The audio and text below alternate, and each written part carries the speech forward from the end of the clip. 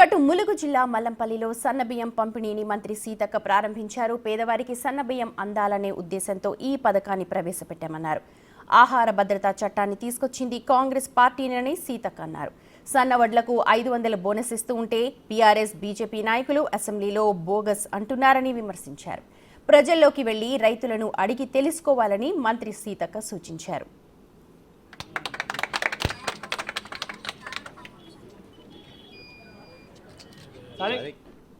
తెలంగాణలో ప్రజా ప్రభుత్వం సన్నబియ్యం ఇస్తూ ఉంటే మోడీ ఇస్తున్నారు అంటూ బీజేపీ నాయకులు గగ్గోలు పెడుతున్నారు అని సీతక్క విమర్శించారు. బీజేపీ పాలిత రాష్ట్రాల్లో సన్నబియ్యం ఇవ్వడం లేదు అని గుర్తు చేశారు. బియ్యం పంపిణీ విషయంలో రేషన్ డీలర్లు అవకతవకలకు పాల్పడితే క్రిమినల్ కేసులు పెడతామన్నారు. ఇక ఉద్యోగం నుండి కూడా తొలగిస్తామని హెచ్చరించారు మంత్రి సీతక్క.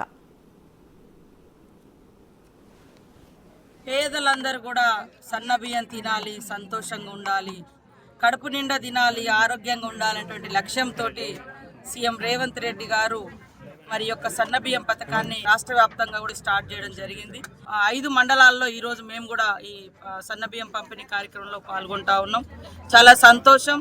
మన చిన్నతనాలలోనే చూస్తే అసలు బియ్యం అంటేనే మనలాంటి పేదింటి కుటుంబాలకు బియ్యం అందుబాటులో ఉండేది కాదు. ఇంకా మన తాత ముత్తాతలు అయితే గడక గంజి అంబలి తాగేవాళ్ళు.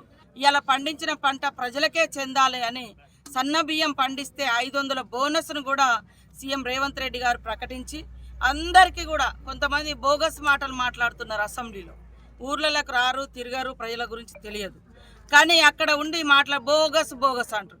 బోనస్ ఈరోజు ఒక్కరికి కూడా పెండింగ్ పెట్టకుండా ములుగు జిల్లాలో అందరికీ ఎవరైతే ఐకేపీల ద్వారా జీసీసీ గవర్నమెంట్ కొనుగోలు సెంటర్స్ ద్వారా ఎవరైతే ధాన్యం అమ్ముకున్నారో వారందరికీ కూడా 500 రూపాయల బోనస్ అందరికీ కూడా చెల్లించడం జరిగింది. ఎక్కడ కూడా పెండింగ్ లేదు.